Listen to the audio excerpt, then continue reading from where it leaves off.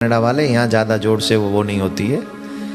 हमारे देश में तो आओ तो सही, देखो तो सही, कहीं बारात निकल रही होती है, कहीं बैंड बज रहा होता है।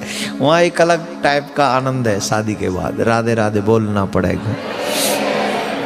बारात निकालने वाले वहाँ कई हैं, घरवाली नहीं, घरवाली के भी घरवाले और हो जाते हैं, तो बारात बहुत अच्छे से निकलती है वहाँ पे ढंग से।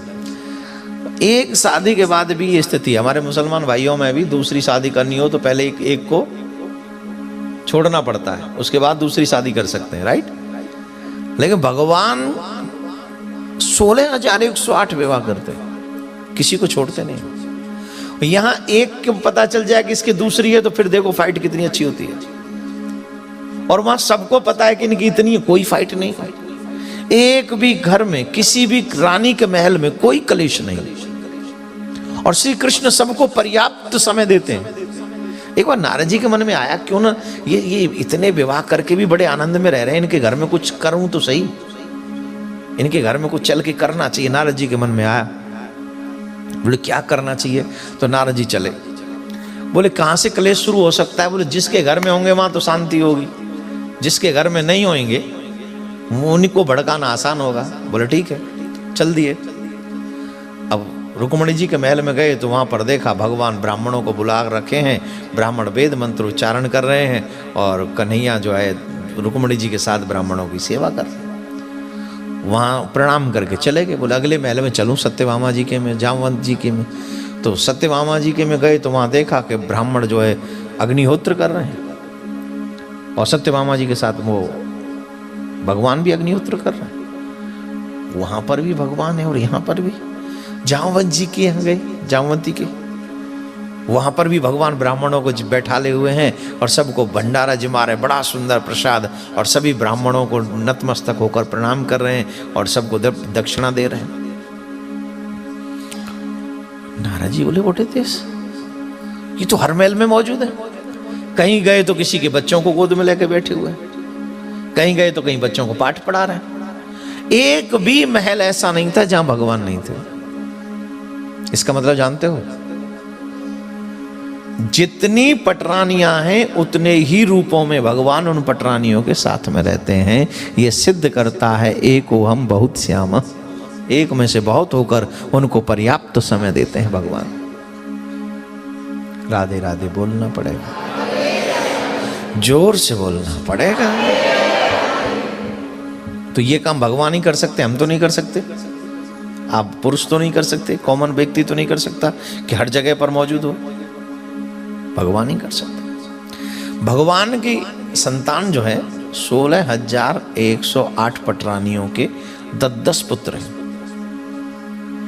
और एक कन्या है। कितनी संतान हुई?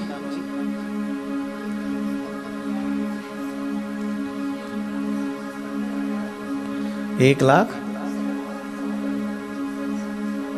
कितनी बार कथा सुनी आपने? हैं? गूगल किया है?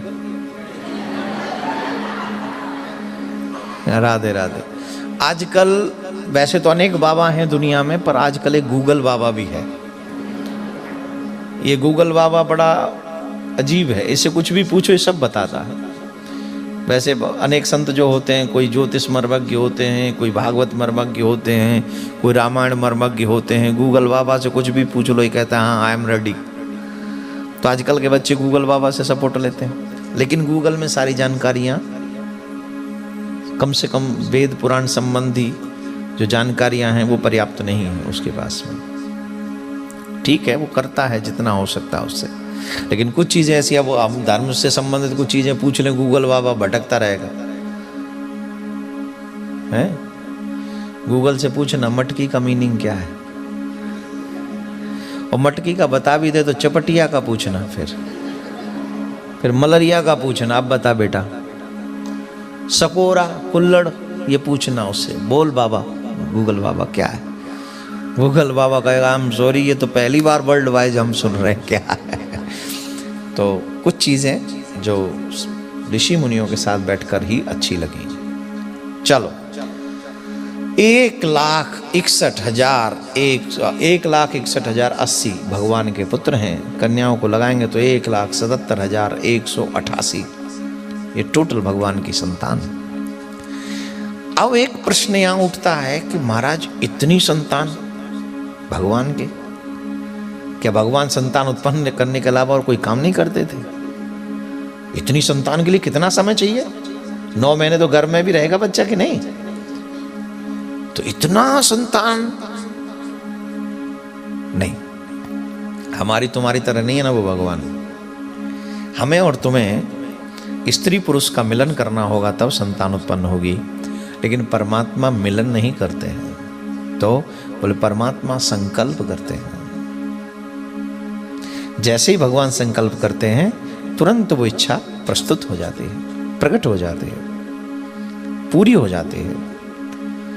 अब जो कि क्योंकि लॉजिक जब तक बच्चों को नहीं समझ में आएगा तब तक बच्चे तो हर चीज में लॉजिक ढूंढते हैं। उनको लॉजिक ना मिले तो वो दे कांट बिलीव।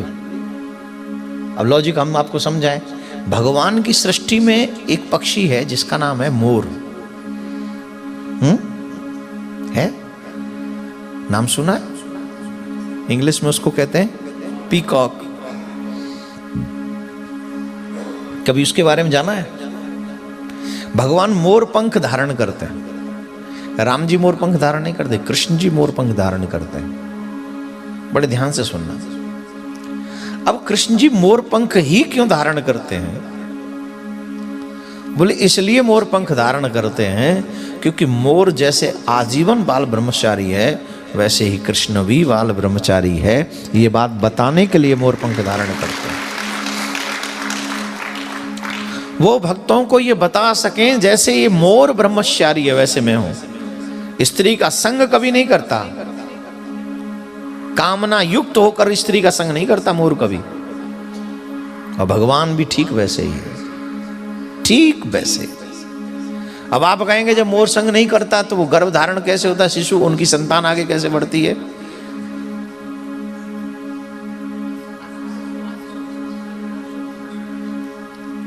आओ मुझे पता नहीं, आप बता दो। जब मोर नृत्य करता है, डांस करता है, वो अपने ऊपर बड़ा घमंड करता है कि मैं इतना ब्यूटीफुल हूं, बहुत अच्छा हूं, बहुत सुंदर हूं। लेकिन जब उसकी नजर पड़ती है अपने पैरों पे तो वो रो पड़ता है। और जब उसके आंसू गिरते हैं, आंसू को क्या बोलते हैं इंग्लिश में? टीयर्स।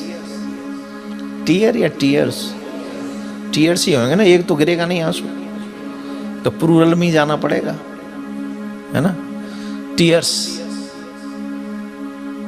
जब आंसू गिरते हैं उसके तो मोरनी उन आंसुओं को पान करती है और उन आंसुओं को पान करके मोरनी गर्भ धारण करती है। इसलिए मोर आजीवन ब्रह्मचारी रहता है।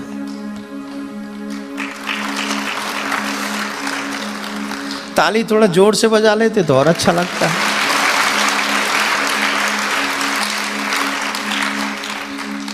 बात अब यह है जिसकी बनाई हुई दुनिया में, जिसकी बनाई हुई दुनिया में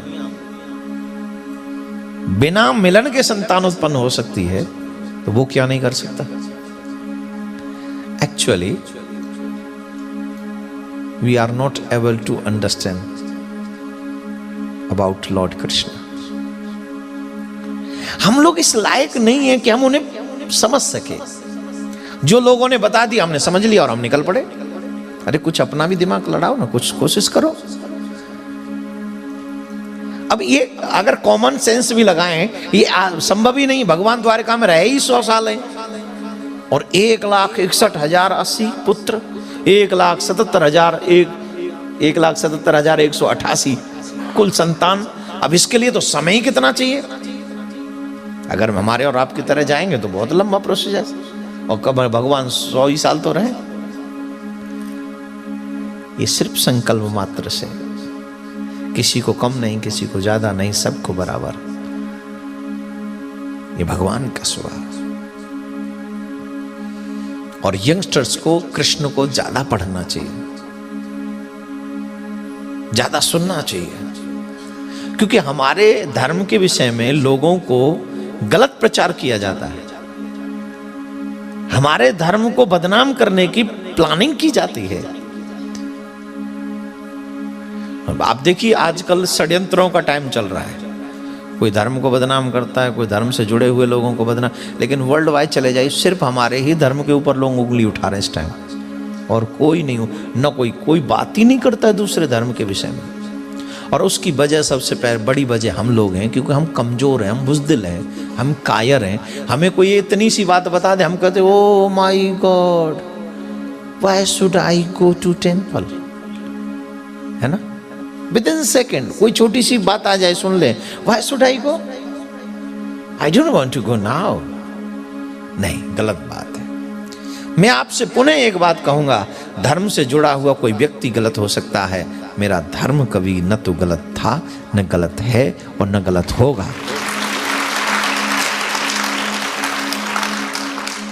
धर्म से जुड़ा हुआ कोई एक आध व्यक्ति गलत हो तो एक आध गलत होगा तो होगा, उसमें क्या बुराई है। सब तो परफेक्ट नहीं हो सकते। No one can be perfect in this world, neither I nor you. Are you perfect? Tell me, are you perfect?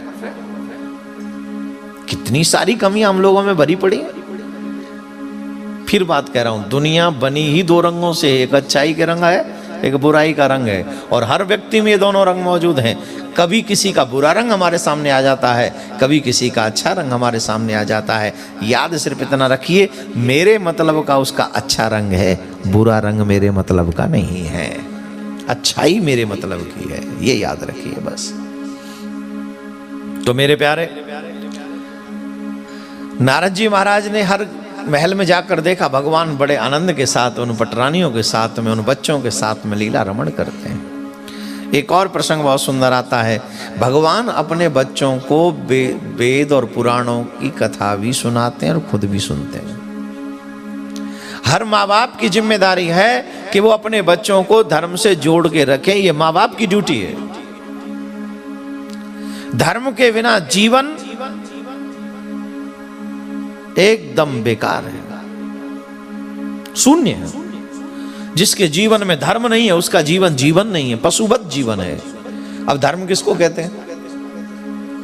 धर्म कोई वस्तु तो है नहीं, कपड़ा तो है नहीं जो पहन लिया और जब चाहा उतार दिया, वस्तु तो है नहीं जो खा ली, एक टेबलेट खा ली तो रोग ठीक। धर्म तो जीवन भर धारण करने का विषय है।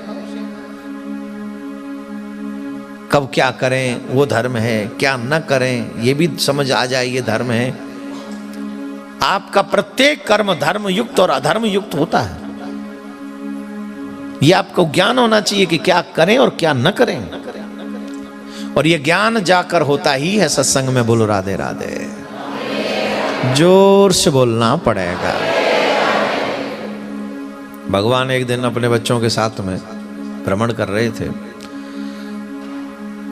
तो वन में जब गए तो वहां पर उन बच्चों को प्यास लगी। तो भगवान ने कहा जाओ देख कर आओ कोई जल स्रोत है कि नहीं। तो कुआं में गए, कुआं देखा, कुआं है, कुएं में एक बहुत बड़ा गिरगिट पड़ा हुआ है। और भगवान को जब ये संदेश मिला तो श्री कृष्ण गए और उस गिरगिट को बाहर निकाला।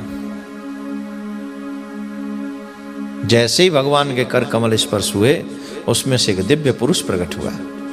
भगवान ने पूछा भाई आप कौन हैं? तो उसने कहा प्रभु मैं पूर्व जन्म में राजा नृग हूं, पूर्व जन्म का राजा नृग हूं, और मैंने अपने जीवन में बहुत गौदान और स्वर्ण दान किया। बड़े सावधानी पूर्वक सुनना, काम की बात बता रहा हूं। दान दिए बगैर जो हाथ रह गए, दान दिए बगैर वो हाथ किसी काम के नहीं, किसी भी काम के नहीं। मैं ये नहीं कहता हूं कि मैं जहां जहां कथा करूंगा मुझे दान दो, बिल्कुल मत दो, मुझे ही मत दो, बाकी सबको दो।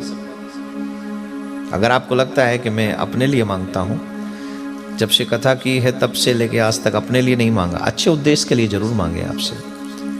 और अच्छे उद्देश्य करने चाहिए लाइफ में। Me and my family, it's not enough. You and your family and your religion and humanity, it's a victim. It's big thing. अगर आप सामर्थ्यवान नहीं हो $1000 करने का, $100 करने का, $1 तो किसी गरीब को दे सकते हो आप। भगवान ने इतना तो यहां की गवर्नमेंट आपको दे देती है बिना कोई काम किए। कितना देती है जो काम नहीं करते उसे गवर्नमेंट? कितना?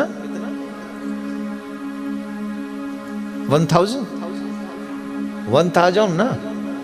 जो कोई काम नहीं करते $1000 दे देती है सिटीजन को, यहां के को है। आफ्टर 66 आपको मिलते हैं।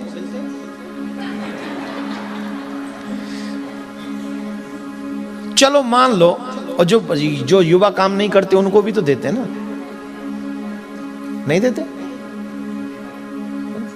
पता नहीं तुम रह रहे हो कि मैं रह रहा हूं कनाडा में। जो वर्कलेस होते हैं आई थिंक उन्हें भी देते हैं। में फालतू की बात, में गलना कर दी है ये। अच्छा प्लीज, एक बात तो पक्की है, यहां कोई भूखा नहीं मर सकता इस कंट्री में,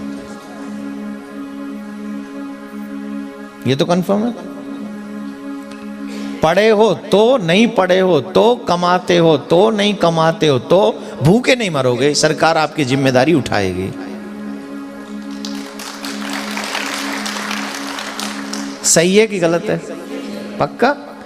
अब सोचो, जब कनाडा की गवर्नमेंट अपने लोगों की ये जिम्मेदारी उठा सकती है कि भूखा नहीं रहने देगी, तो हम सब की सुपर गवर्नमेंट ठाकुर जी हमें भूखा रहने देगा? क्या वो भगवान कनाडा जैसी गवर्नमेंट भी नहीं चलाता है? ये तो सिर्फ मानवों की सोचते हैं। इसी कनाडा में कैसे इतने जंतु होंगे जंगलों में, जिनका तो यहाँ की गवर्नमेंट को पता भी नहीं होगा, और वहाँ की सारी जिम्मेदारी मेरी गवर्नमेंट संभालती है, मेरे ठाकुर की गवर्नमेंट संभालती है। तो जब वो तुम्हारी और मेरी जिम्मेदारी संभालता है, तो क्यों मैं अपने हाथों को रोक के रखूं? We should do something from